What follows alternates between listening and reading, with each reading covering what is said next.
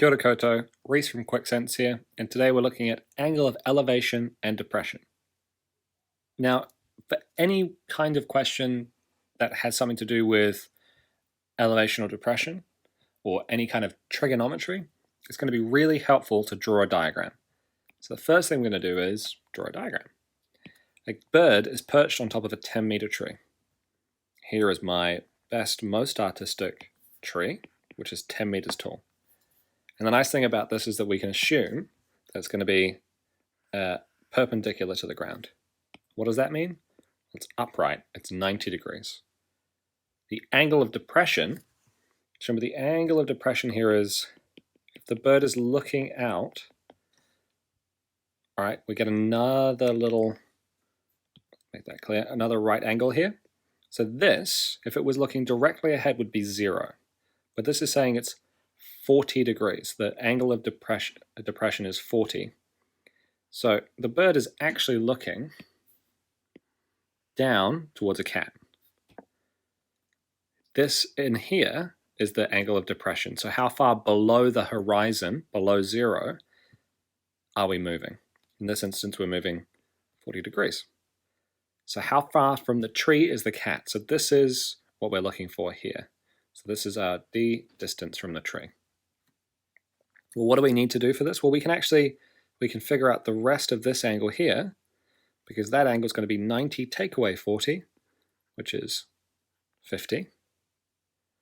And now we need to use some of our trigonometric ratios. So saw, car, toa, sine, cos, and tan. I'm going to ask which one do we need. The way to do this is to label the sides. Well, what have I got? I don't have the hypotenuse, but I do have 10, and 10 is touching the angle. So the angle's up here. This angle that we're given, and this is described as adjacent. And we're looking for D, which is opposite the angle. So which one of saw, car, and toa do we need? Well, we've got an O and an A, so we're going to use tan. Now what I do with this is I'm going to draw it out a little bit bigger, and then I cover up the letter of what we are looking for, which is O. So if I cover up O, pretend I'm covering this up, I'm left with T across from A. And T across from A is equal to O. Now we can start putting things in. So T is equal to tan 40, so we're substituting here. A, well, that's equal to 10, and O is our D. So let's go 10 times 10. So 10 times 10 is equal to D, which is equal to 8.39 meters. And depending on your calculator, you might have to input it differently. And also make sure you are using degrees, if you're given degrees, and not radians. This is the single biggest reason people get these questions wrong, is that they're in radians when they want to be using degrees.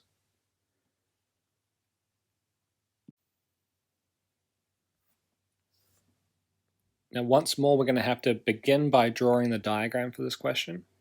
So Andy's walking towards a building, which is 15 meters tall. Okay, so let's draw in, remember artistically, our building, which here is 15 meters. It's going to meet the ground at in a perpendicular fashion, so at a right angle. Barney, standing on top of the building, spots Andy. So Barney's up here, and his angle of depression is 20. So Andy, the first time, is over here. So let's make this a little bit bigger.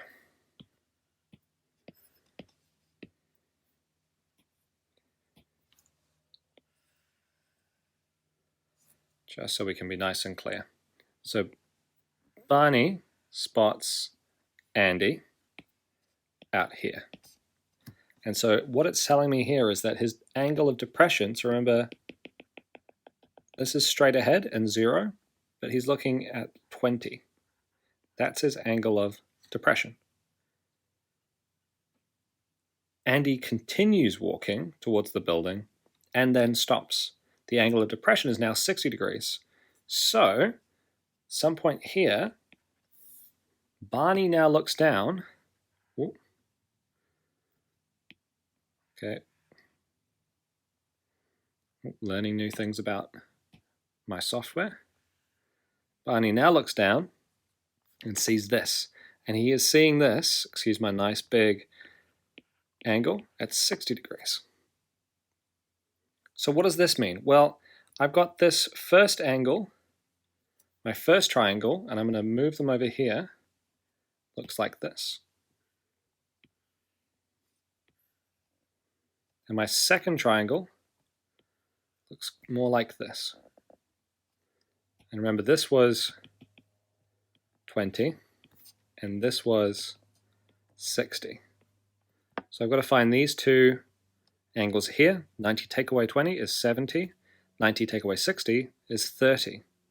Now, the building hasn't changed, but what has changed is this distance here, right? Because I've walked towards it. So how far has Andy walked? Well, it's going to be the green line. It's going to be the green line. I can do this over here. Take away the smaller yellow line. That's what we're looking for. So how do I find that? Well, the green line, let's call this A1, and then this one A2, is opposite the angle, and the building is adjacent to the angle. It's next to it, the angle. So for both of these, we're going to use TOA. We're trying to find the opposite, so we're going to use tan, the size of the angle, times the size of the building, which is equal to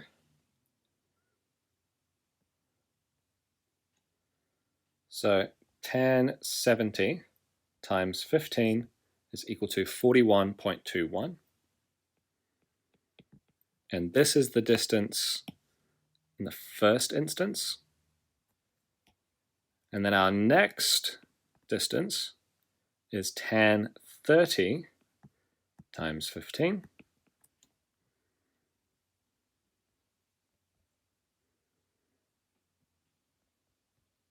Which is 8.66. And these are both in meters. So how far has he walked? Well, he's walked the green, 41.21, minus the yellow, 8.66, which is equal to